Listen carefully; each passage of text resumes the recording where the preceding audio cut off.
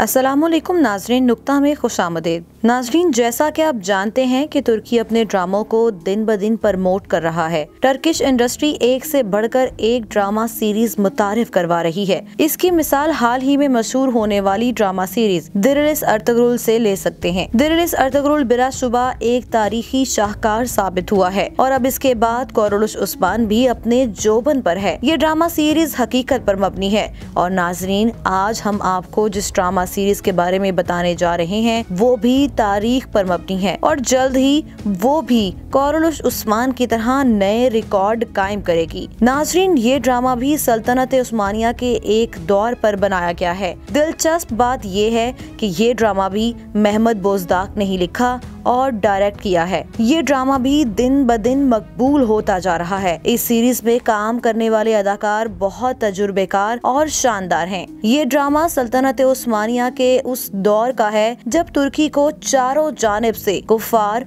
और अंग्रेजों ने घेरे में लिया हुआ था। नाजरीन, कहा जाता है कि हर उरूज को जवाल भी है और इस कहानी में भी नाजरीन को कुछ ऐसे ही मनाजिर देखने को मिलेंगे। इस ड्रामे में सबसे खास बात ये है कि ये सीरीज तुर्की के सदर तैयब एर्दोगान की खुसूसी फरमाइश पर बनाई गई है। इस ड्रामे की अहमियत का अंदाजा इससे लगाया जा सकता है कि इसका पहला प्रोमो जब रिलीज हुआ तो तैयब एर्दोगान इसे देखते हुए आप दीदा हो गए। नाजरीन, ये ड्रामा उस जमाने का है जब सल्तनत उस्मानिया जवाल पजीर थी और चारों तरफ से भूखे कुफार तुर्कों पर टूट पड़े थे। ये 1916 और जंगे अजीम का जमाना था। पूरी दुनिया में एक ही ताकत का डंका बज रहा था। वो ताकत बरतानिया और अंग्रेजों की थी। उन्होंने खिलाफत को खत्म करने के लिए चारों तरफ से सल्तनत उस्मानिया पर हमले शुरू कर दिए।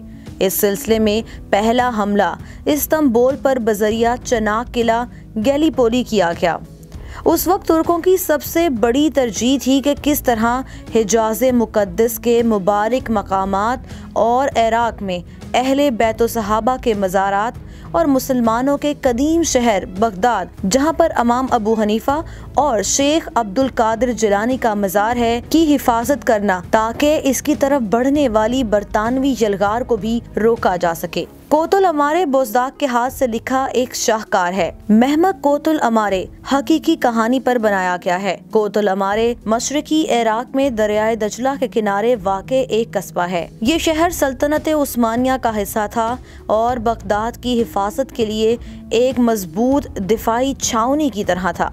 ये वो शहर है जहां पहली जंग अजीम के दौरान सल्तनत उस्मानिया और सल्तनत बरतानिया के दरमियान जंग लड़ी गई और इस जंग में उस्मानियों ने बरतानिया को 1916 में जिल्लत आमेज शिकस्त से दोचार किया। इस जंग के आगाज में बरतानिया ने चंद मुसलमान गद्दार अरब कबाइल की वजह से इस शहर पर कब्जा कर लिया था, लेकिन बाद में उस्मानी फौजें इस शहर को दोबारा हासिल करने के लिए खलील पाशा की कमांड में इस शहर पर हमला आवर हुई। इस हमले के दौरान बरतानवी फौज कोत शहर के अंदर महसूर हो गई थी और उस्मानी फौज ने इस शहर का मुहासरा कर लिया था। इसी जंग में उस्मानी फौज ने तारीखी फतह हासिल की। बरतानवी मौरिक क्रिस्टोफर के मुताबिक ये जंग अजीम अव्वल में बरतानिया की शर्मनाक शिकस्त थी।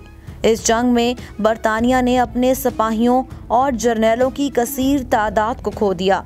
ये कारनामा सिर्फ मुट्ठी भर तुर्कों ने अंजाम दिया जिनके दिल ईमान, तौहीद और इस्तकलाल से लबरेज थे और इन तुर्कों ने ये बात साबित की कि जंगें फौजों की तादाद और हथियारों की बुनियाद पर नहीं बल्कि जज्बाए ईमानी से लड़ी जाती हैं। इस ड्रामे में वो तारीख बताई गई है जिसमें जंग अजीम अव्वल में बरतानिया, जो कि गुज़िश्ता 3 सदियों से खुद को दुनिया की अकलौती वारिस समझती थी, इस जंग का जर्नल टाउनसेंड उस्मानी फौज के सामने इन तारीखी अल्फाज के साथ घुटने टेक गया था कि अगर मुझे कोतुल अमारे शहर और जहन्नुम से किसी एक का इंतखाब करना पड़े तो मैं जहन्नुम का इंतखाब करूंगा। इस तारीखी जंग में बरतानिया के 23,000 सिपाही हलाक हुए जबकि 8,000 सिपाहियों को कैदी बना लिया गया, जिसमें उनकी फौज का कमांडर जनरल टाउसेंड भी शामिल था। दूसरी जानिब उस्मानी फौज के तकरीबन 10,000 सिपाही जख्मी और शहीद हुए। इस जंग की वजह से बरतानिया बुरी तरह बौखला गया और उसने मैदान जंग का दायराकार खुफिया साजिश कोशिशों तक फैला दिया। Divide and rule. नाज़रीन, कोतल उमारे शहर तुर्की का एक खास शहर था।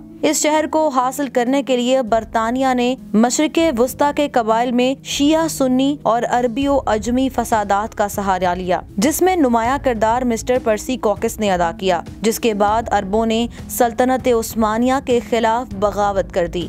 अगर अरब कबाइल बगावत ना करते तो शायद जंग अजीम का नतीजा तुर्की के हक में निकलता और आज दुनिया का नक्शा कुछ मुख्तलिफ होता। ये सीरीज 1916 के उस दौर के हालात, अंग्रेजों की सफाकियत और जाबराना इस्तेमाल और अरब कबाइल की मिल्लत फरोश सरदारों, इस्लामी अखुवत पर यकीन रखने वाले अरबों, तुर्की अफवाज के जज्बा जहाद से लबरेज सिपाहियों के ऐसे जानदार किरदार को पेश करती है कि देखने वालों की दिलो रूह जज्बा ईमानी से सरशार हो जाए। इस ड्रामे की बनावट और एक्शन सेंस नहायत आला और बैनुल अक़वामी मेयार की है और इसकी मौसीकी दिल को छू लेने वाली है। इसके किरदारों की जानदार एक्टिंग ने ही दिरलिस अर्तुगरुल और कोरलुश उस्मान के भी अदाकारों को पीछे छोड़ दिया है। इस ड्रामे के हर अदाकार ने अपने किरदार को ऐसे निभाया जैसे वो पैदा ही इसी किरदार के लिए हुआ हो।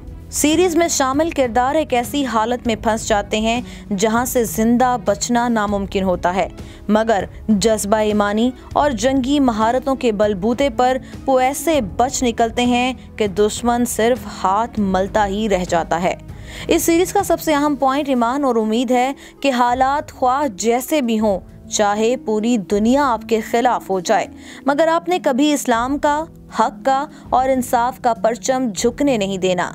जब तक आसमान से सूरज तुलू होता है तब तक रात को सितारे झिलमिलाते हैं और इसका मतलब है कि उम्मीद अभी कायम है। मेहमत कोतल उमारे 2018 में रिलीज हुआ था। इस ड्रामे में हर अदाकार ने अपना काम बखूबी सरअंजाम दिया और इस ड्रामे की वजह मकबूलियत कहानी में दिलचस्प मनाजिर और बेहतरीन अदाकार हैं। इस ड्रामे के प्रोड्यूसर, राइटर और डायरेक्टर तुर्की इंडस्ट्री की नामवर शख्सियत मेहमत बोजदाक हैं। मेहमत बोजदाक ने इससे पहले भी बहुत से शानदार ड्रामे मुतारिफ करवाए हैं, जिनमें सर-ए-फहरिस्त दिरलिस अर्तुगरुल और कोरलुश उस्मान हैं। नाजरीन, अगर आप इस ड्रामे के बारे में मजीद मालूमात या इस ड्रामे में मौजूद किरदारों के बारे में जानना चाहते हैं तो अपनी राय के बारे में हमें कमेंट सेक्शन में ज़रूर आगाह करें। और अगर हमारी ये वीडियो आपको पसंद आई है तो इसे लाइक करें, कमेंट करें और शेयर भी करें और हमारे चैनल को सब्सक्राइब करना ना भूलें ताकि आपको ऐसी मजीद मालूमाती वीडियोस मिलती रहें।